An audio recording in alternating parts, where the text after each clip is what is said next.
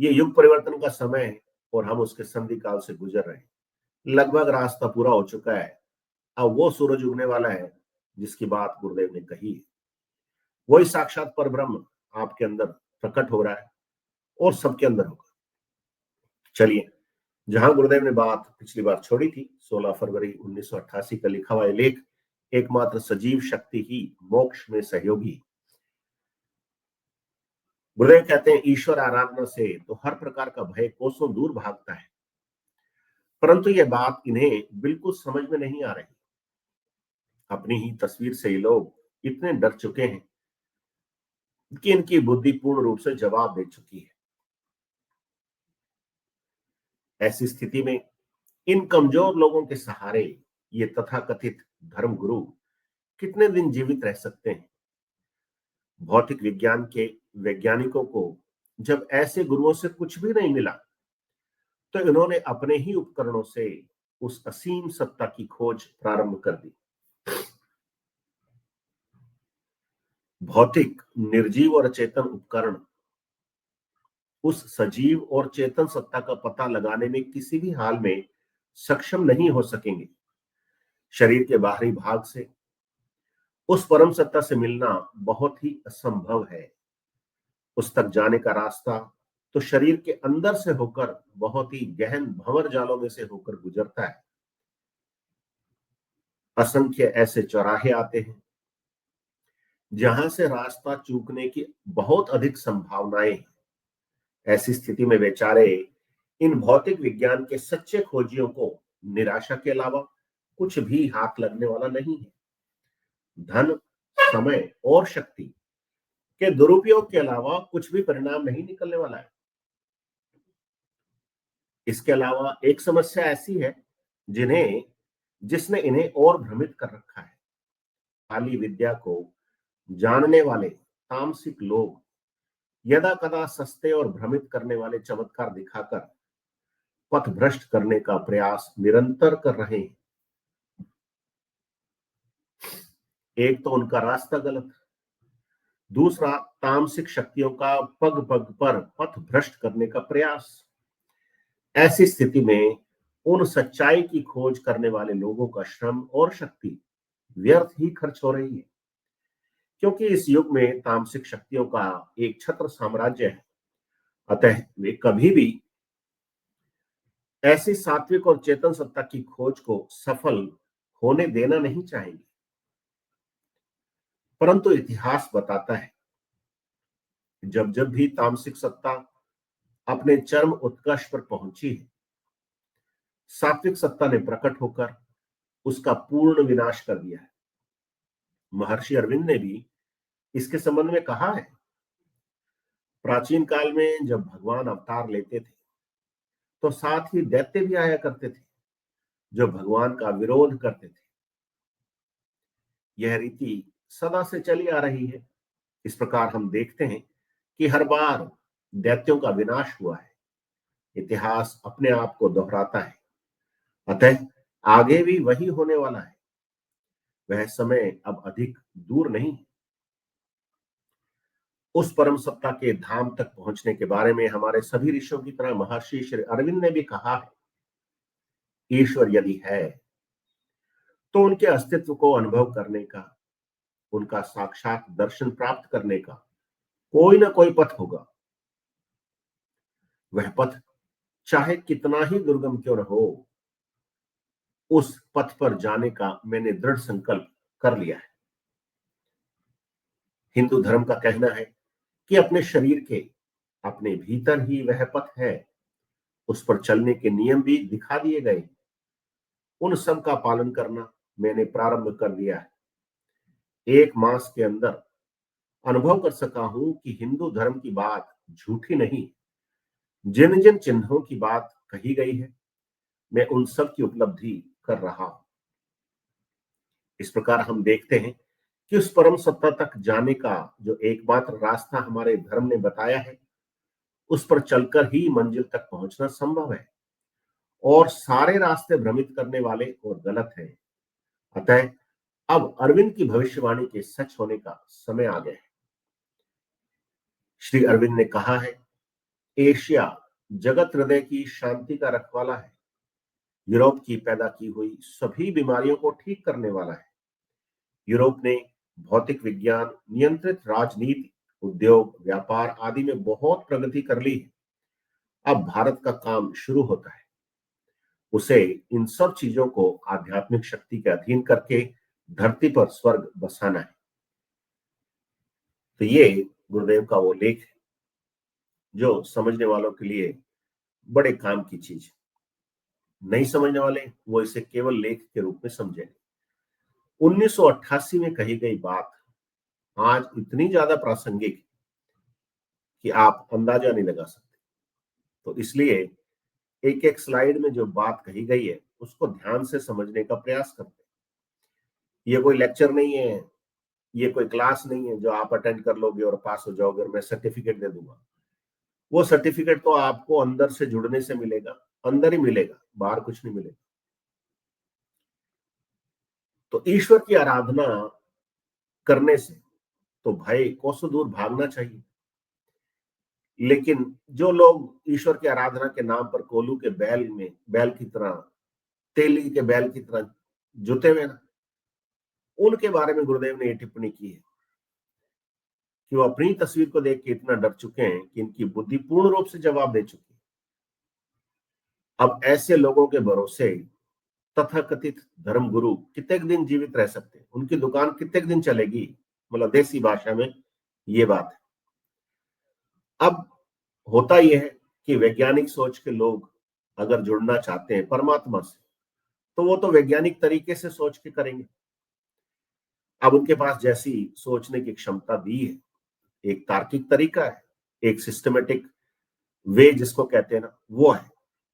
अब वो उसको उसी व्याख्या से समझने का प्रयास करते हैं, अनुभव करते हैं, उसकी कोडिंग करते हैं। बड़ा सिस्टमेटिक तरीका है विज्ञान का, भौतिक विज्ञान। क्योंकि वो भौतिक विज्ञान मान के चलता है कि कुछ चीजें मतलब एक बार फिक्स हो गई तो होगी, भौतिक जगत के नियम है, वो वैसे रहेंगे। तो अब ऐसे भौतिक जगत के वैज्ञानिक जब ये सब तथाकथित चमत्कार देखते हैं, कुछ करते हैं, तो उम्मीद करते हैं ऐसे गुरुओं से कि ये कुछ मदद कर देंगे।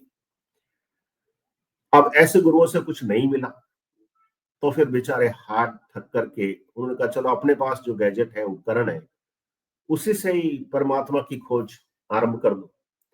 खोज रहे हैं, पहाड़ों में, पत्थरों में, हवा में, पानी में, पता नहीं कहाँ कहाँ।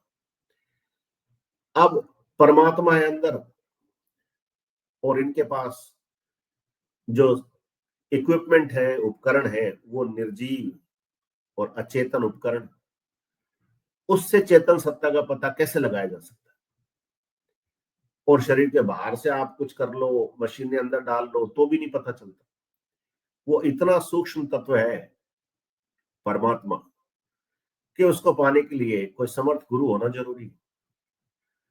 वो आपको इस शरीर के अंदर से वो सारे भंवर जालों से गुजारता हुआ आपको बता देगा परमात्मा कहाँ है। आपको अनुभव हो जाएगा तो आप मानोगे। अब यहाँ चेतावनी भी है उनके लिए कि असंख्य ऐसे चौराहे आते हैं इस पूरी आराधना में। मूलाधार से कुंडली नहीं उठती है ना, सहस्रार तक जाने से पहले 6 चक्र, 3 ग्रंथियों का भेदन करना पड़ता है। विष्णु ग्रंथि, रुद्र ग्रंथि, ब्रह्म ग्रंथि, पता नहीं कौन कौन सी ग्रंथि। ब्रह्मा विष्णु महेश का भेदन करने के बाद ही परमात्मा मिलता है, ऐसा समझो आप, और देसी भाषा में समझा दो। अब हम अटके हुए ब्रह्मा विष्णु महेश ही भगवान है उसी में, तो वो उनका भेदन करने से डरे, नहीं नहीं साहब भेदन मत करो, ऐसे पार पड़ेगी नहीं। पर ब्रह्म इन सब के पिताजी हैं, इनके सारों के दरवाजे खोल करके ही परमात्मा के घर में जाया जा सकता है, इसके पहले नहीं जाया जा सकता। आप इन्हीं के घर में पड़े रहोगे, बैठे रहोगे, या आपको परचाते रहेंगे, कोई डमरू बजा देगा और कोई शेषनाग दिखा देगा और कोई कुछ कर देगा, बस राजी रहोगे। पर ब्रह्म की प्राप्ति नहीं होगी। पर ब्रह्म की प्राप्ति इन सारों को क्रॉस करके जाने से होगी। पर अब वो तरीका तो कोई बताए तो वैज्ञानिकों के समझ में आए। अब उन्होंने समय भी खराब कर दिया, शक्ति भी और समय भी, तीनों का दुरुपयोग होने के बावजूद भी उनको परमात्मा नहीं मिला। तो क्या होगा, फिर वो यही कंक्लूड कर देंगे परमात्मा नाम की कोई चीज नहीं होती। अब गुरुदेव ने ये नया डंगा कर दिया कि परमात्मा होता है भाई, सबके अंदर होता है, अंदर ही होता है, बाहर से कुछ नहीं होता है। मैं बता दूंगा तरीका, अभी बताऊंगा। ऐसी चीज कर दी और इतनी सरल भाषा में कर दी कि वैज्ञानिकों के गले नहीं उतरती। वैज्ञानिक को छोड़ो, मतलब आम आदमी के गले नहीं उतरती। वैज्ञानिक तो मतलब उनको साइंटिफिक लैंग्वेज में समझा दो ना कि इतनी फ्रीक्वेंसी पे ये होगा और वो होगा, तब तो उनके समझ में आ जाती। और उनको भौतिक विज्ञान के नियमों के साथ जोड़ के दिखा दो तो समझ में आ जाती, या उनको भौतिक विज्ञान के नियम तोड़ के दिखा दो तो फिर वो एकदम जैसे हकबका के उठते ना, चक्कर गिन्नी खा के उठते, वैसे उनकी आंखें खुलेंगी। तो गुरुजी ने वो भी करके दिखा दिया। पहले भी कई बार मैंने उदाहरण दिया ना कि वो गुरुदेव कहते हैं, मनेसर नाम का एक टीटी था, उसकी बेटी थी 9-10 साल की, 97 की बात बताते हैं। वो ध्यान करती गुरुजी का, तो जमीन से 1.5 फुट ऊपर उठ जाती उसकी फिजिकल बॉडी उठ जाती। सब्टल बॉडी उठती है, वो तो ध्यान में है, सूक्ष्म शरीर धारण करके चले जाओ कहीं। फिजिकल बॉडी 1.5-2 फुट ऊपर उठ जाए ना, तो भौतिक विज्ञान का वो नियम टूट गया। हमारी तो नहीं उठ रही, एक की उठ गई इसका मतलब कोई ना कोई गड़बड़ है। अब एक की उठ गई तो सारों की उठ सकती है। तो बड़ा हल्ला सा हो गया। फिर वो वनेश्वर नाम के जो टीटी थे वो भी बेचारे दाब गए, क्योंकि जैसे वो ध्यान करने बैठती मोहल्ला इकट्ठा हो जाता, भीड़ सी मच जाती, बच्ची है, बड़ी होगी, शादी वादी की भी दिक्कत हो सकती। तो गुरुजी के पास ले आए, गुरुजी करो इसको, ठीक कर दो बस, अब ये नहीं होगा बस। तो गुरुजी के सामने भी जो लोग बताते हैं, मैं तो उन्हीं से सुना है, मैं तो कभी गुरुदेव से मिला ही नहीं, तो वो यही बताते हैं कि हाँ भाई गुरुजी के सामने उसने ध्यान किया, तो गुरुजी के सामने भी ऐसे होगी। अब उसको रिकॉर्ड करने की बहुत कोशिश की गई, लेकिन हुआ नहीं। पर वो भौतिक जगत का नियम गुरुजी ने तोड़ के दिखा दिया। तो भौतिक जगत का नियम टूट सकता है, तो ब्रह्म ग्रंथि, रुद्र ग्रंथि और विष्णु ग्रंथि भी टूट सकती है। इसलिए डरने की जरूरत नहीं है। इस बात को बहुत गहराई से समझो कि गुरुदेव आपको पूरी छूट दे रहे हैं, खुल के खेलो बेटा, मैं खड़ा हूं, किसी से टेंशन करने की जरूरत नहीं। अब एक और चीज की ओर इशारा कर दिया गुरुदेव ने, 1988 की बात बता रहा हूं, उस समय भी होता होगा इतना, अब तो बहुत ज्यादा है। काली विद्या को जानने वाले लोग और तामसिक लोग ऐसे भ्रमित करने वाले चमत्कार दिखाते हैं और लोगों को पथ भ्रष्ट करने का प्रयास निरंतर करते रहते हैं, छोड़ते नहीं है। उनका भी ये मिशन है कि अपन जितने ज्यादा लोगों को भ्रमित कर सकें, बेवकूफ बना सकें, उतना बनाओ, पैसा कमाओ, खूब बाबे मार्केट में, खूब चैनल उनके चलते। अब कोई गुरु भाई बहन वो चैनल में कोई आ जाए, किसी का रील देख ले और कह दे ये सब बकवास, तो उनकी शक्तियां इतनी है, काली शक्तियां ना, काली विद्याएं जानते हैं, तामसिक लोग हैं। तो यहाँ बैठे बैठे वो बेचारी ऐसे कह रही है सब बकवास है, कुछ नहीं, गुरुजी है सही। इतने में वो नाराज हो जाता है, कहीं भी बैठा हुआ, और वो एक कर्ण पिशाचनी को भेज देता है। और गुरु बहन की बेचारी की तबीयत गड़बड़ हो जाती है, नाम जब होने नहीं देते, तो वो रास्ता भटकाने की कोशिश कर रहे हैं। कईयों के साथ होता है। लेकिन आप अगर सच्चे हो अपने गुरु के प्रति, तो गुरु संभाल लेता है। गुरु के प्रति सच्चे नहीं हो और आप सोचे हो फलाना बाबा आ रहा है, चलो अपन बाबे के दर्शन कर आते हैं, गुरु जी ने तो मना नहीं किया, तो फिर आप ऐसे भंवर जाल में फंसते रहो। फिर हमारे पास भी कुछ नहीं है, गुरुदेव तो पहले आपकी पर्ची काट चुके हैं, केस रिलैप्स हो गया, फिर गुरुजी टैकल नहीं करते उसको। एक है साधे सब सदे और सब साधे सब जाए वाली बात है। बहुत लोगों ने मेरे को उल्हाना दिया, आलोचना की कि गुरुजी ने तो देवी देवताओं के लिए मना ही नहीं किया। पर मैं कहता हूं कि जब गुरुजी सब कुछ दे रहे हैं आपको, तो इन देवी देवताओं के पीछे पड़े क्यों? आप एनर्जी, समय और धन क्यों खराब कर रहे हो? परमात्मा को अगर गुरु ही मिलवा सकता है तो गुरु के पीछे पड़े रहो, वो ही मिलवा सकता है, और किसी के बस की बात नहीं। पत्थर में से भगवान प्रकट होके नहीं आएगा, कभी नहीं आएगा। ये चलता फिरता शरीर है ना हमारा, यही परमात्मा का मंदिर है, और कल की अवतार इसी में रहते हैं और कहीं नहीं रहते। अंदर से प्रकट होगा और सबके चेहरों पर प्रकट होगा परमात्मा। लोग कहते हैं ना धर्मेंद्र जी आपकी शक्ल गुरु जी से मिलती है, ये वही प्रकटीकरण है, क्योंकि मेरे अंदर सिर्फ गुरु जी है और कोई नहीं। इसलिए वैसी शक्ल होगी। और कोई देवी देवता बाबा होते ना, तो वैसी सी शक्ल हो जाती मेरी। जाकी रही भावना जैसी, प्रभु मूरत देखी तिन तैसी। तो एक निष्ठ हो जाओगे तो मामला पार पड़ जाएगा। पर यहाँ गुरुदेव ये समझा रहे हैं कि भाई इनका तामसिक शक्तियों का रास्ता गलत है, और ये पग पग पर पथ भ्रष्ट करने का प्रयास करती है। तो ऐसे वैज्ञानिक लोग जो देखते हैं, इनके भी चमत्कार देखते हैं तथाकथित, तो वो भी बेचारे भ्रमित हो जाते हैं, और फिर इनकी श्रम शक्ति और पैसा खर्च हो जाता है। अब बोलबाला तो इन्हीं का ही है, तामसिकता का बोलबाला है। संगठन बने हुए बड़े बड़े, आप एक के खिलाफ बोल के देख लो, गुंडे भेज देंगे मरवाने के लिए आप। इस हद तक तमोगुण फैला हुआ है। सच्चाई किसको पसंद है? और गुरुदेव कह रहे हैं सत्यमेव जयते, तो किसके भावेगा सत्यमेव जयते, है ना? तमोगुण इतना प्रबल है, तो उस परम सत्ता और ऐसी सात्विक चेतन सत्ता को आगे बढ़ने नहीं देंगे, सफल नहीं होने देंगे। कोशिश तो है विचारों की, लेकिन वो सफल होंगे नहीं, क्योंकि अवतार के आने का मतलब ये होता है कि इन सारी तामसिक शक्तियों का पूर्ण सफाया। हम जोर देते हैं तामसिक शक्तियों पे, तो कईयों के अंदर, विचारों के अंदर तामसिक शक्ति होती है ना, वो गालियां देने शुरू कर देते हैं हमारे को, जबकि उनको भी पता है कि उनका सफाया हो जाएगा, आज नहीं तो कल होगा, और होगा जरूर। एक बात लेकिन यहाँ पे ये कि गुरुदेव ने कहा कि वो ऐसे तथाकथित धर्म गुरुओं के भरोसे जब ये वैज्ञानिक ईश्वर की खोज के लिए जाते हैं, निराश होकर लौटते हैं। पर एक ऐसे वैज्ञानिक को मैं के बारे में मैंने पढ़ा, जो स्वामी विवेकानंद जी से मिला। निकोला टेस्ला उसका नाम है, अमेरिका में रहता था। उसके नाम पे दुनिया में सबसे ज्यादा पेटेंट थे। ये जो रेडियो की खोज की थी ना, वो थी तो मार्कोनी के नाम पे, लेकिन थी बेचारे की उसकी। ये ऑल्टरनेटिंग करंट, जिसको एसी करंट बोलते हैं, ये भी उसी की खोज थी। उसने सन 1900 के आसपास वैज्ञानिक समाज में कहना शुरू कर दिया था कि लोग भविष्य में मोबाइलों में बात करेंगे, वीडियो कॉल कर सकेंगे, एक दूसरे को देख सकेंगे। यहां तक की बात की थी, तो लोगों ने उसको पागल कह दिया। मरिया सरदार बेचारा, वो स्वामी विवेकानंद जी जब गए तो उनसे मिला था। स्वामी विवेकानंद जी ने उसको कुछ ज्ञान दिया, जिसके बेसिस पे उसने 2-3 थ्योरियां बनाई, और वो सही पाई गई।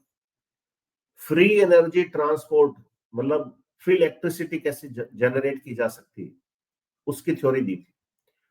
और ये पृथ्वी के वायुमंडल में ही जो ऊर्जाएं हैं, उन्हीं को कैसे यूज करके उसका काम किया जा सकता है, वो बात बताई थी। अब उसका अंत बेचारा क्या हुआ? फ्री नाम जहां आ जाता है ना, फ्री इलेक्ट्रिसिटी, तो ये जो इतनी बड़ी बड़ी इलेक्ट्रिसिटी कंपनियां बनी हुई है, अमेरिका में पहले बनी, भारत में बाद में आई, तो उनके लग गया कि अरे तो फ्री कर देगा तो फिर अपनी रोटी कैसे खाएंगे, धन कैसे कमाएंगे। वो पूंजीपति वर्ग तो वैसे ही सोचता है। तो जो उसकी फंडिंग करते थे, हाथ खींच लिया, रिसर्च में फंडिंग चाहिए। खैर, बहुत कुछ किया उसने बेचारे ने, निकोला टेस्ला ने।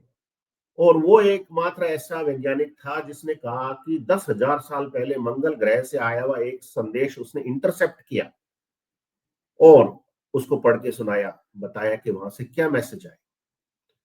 वो विवेकानंद जी से मिला था। तो एकमात्र ऐसा ही चेला और ऐसा ही गुरु की बात मेरे समझ में आती है। बाकी सब तथा कथित धर्म गुरु हैं, टोपियां पहना रहे एक दूसरे को, और कोई ना कोई भूत छोड़ देते हैं। तामसिकता जानते हैं, खेलना जानते हैं, तो मतलब बुद्धि बुद्धि हर लेते हैं। एक अभी आया है सब, तमोगुण पकड़ में आया, तांत्रिक, बड़ा नाम है उसका, मैं नाम ले दूंगा तो लोग बिछड़ जाएंगे। वो, उसके पास कोई शक्ति थी, भ्रम जाल की शक्ति है, पता नहीं, कि सारों का माइंड में कब्जे में कर लेता हूँ, कर सकता हूँ। और उसका असर हमारे गुरु भाई बहनों पे भी दिखाई दिया, दो चारों पे।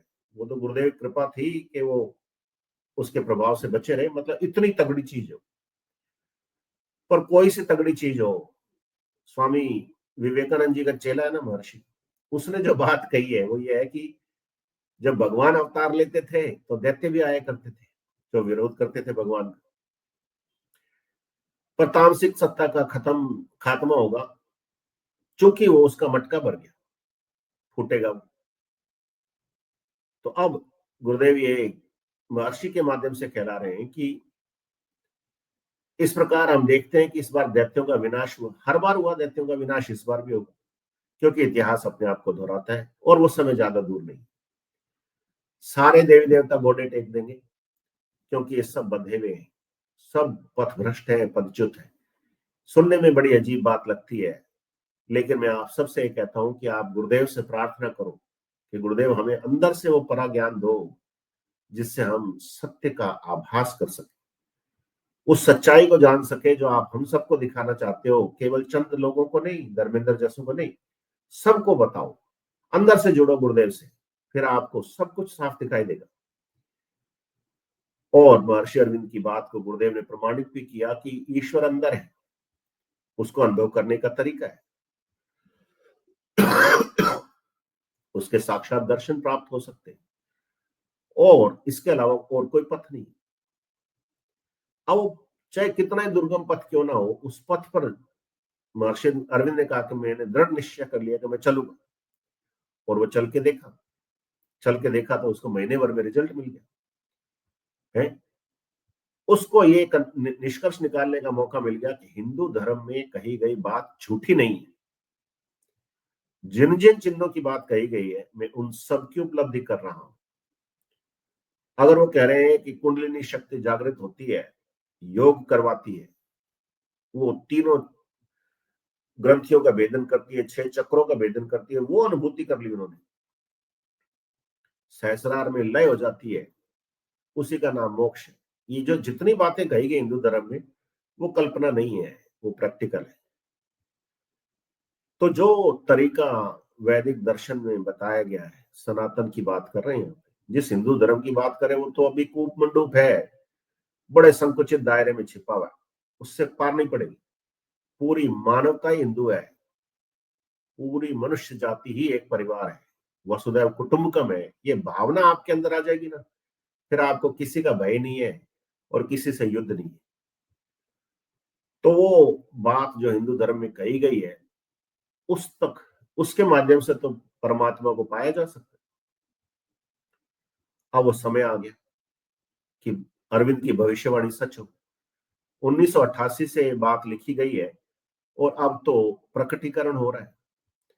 अब अगर किसी के अंदर आकर के गुरुदेव स्वयं बोल देते हैं, या रैदास जी आके बोल देते हैं, या और देवी देवता आकर के बोल देते हैं, या कोई साधु संत बोल देते हैं, तो इसमें आश्चर्य की कोई बात नहीं है। अब यही होगा, ईश्वर की प्रत्यक्षानुभूति होगी और उसके वीडियो भी आएंगे, कोई टेंशन नहीं। आप सजग रहना बस। बहुत लोगों के अंदर तथाकथित गुरुजी बोलते हैं, तथाकथित गंगाईनाथ जी महाराज बोलते हैं, और वो कहते हैं आराधना बंद कर दो, तो आप बंद कर देते तो आप मूर्ख। अगर कोई संदेश है, वो इस आराधना में आगे बढ़ने के लिए दिया जा रहा है, तो उसको समझो। इसमें किसी का कोई स्वार्थ नहीं है, और ना ही आपको कोई पथ भ्रष्ट कर रहा है, ना ही आपको कोई कह रहा है कि फलाने की पूजा कर लो, मेरी पूजा कर लो, उसको छोड़ दो। ये नहीं है, ये तो गुरु से और अधिक जोड़ने के लिए गुरु के द्वारा ही दिया गया निर्देश। उसकी पालना मैं नहीं करूं तो मेरे को नरक में जगह नहीं मिलेगी, इसलिए करना पड़ रहा है। आपकी गालियों से मैं नरक में नहीं जाऊंगा, लेकिन गुरुदेव की हाय लगी तो ही फिर नरक में जाएंगे। इसलिए क्यों लगे भाई, उसके चरणों में बैठे रहो और वो काम कर देगा। अब जो काम यूरोप नहीं कर सका, वो भारत करेगा, और धरती पर स्वर्ग बसाना है। तो स्वर्ग के राजा तो आ गए, धरती पर ही जमा आजकल, सेना भी आ गई उसकी, सूक्ष्म जगत के समाचारों के हिसाब से तो, और बहुत लोग आ गए, उससे जुड़ी हुई सारी पार्टियां, और धीरे धीरे करके स्वर्ग है वो धरती पे आ जाएगा। और वो स्वर्ग केवल जामसर में उतर सकता है। जामसर एकमात्र ऐसी जगह है जहां वो स्वर्ग उतारा जा सकता है, और कहीं नहीं। उसका विस्तार हो सकता है, लेकिन उतरेगा उधर ही। ये मेरे को समझाया गया है। आप मेरे को पूर्णतः पागल क्या हो, तो मेरे लिए बड़ी खुशी की बात है। आप गुरुदेव से पूछो और गुरुदेव कुछ और समझा दें, तो और भी अच्छी बात है। चलिए, आई थिंक आज के लिए इतना काफी है। 52 मिनट बुलवा दिया, खांसी कम आई, परमात्मा की कृपा नहीं है तो और क्या है।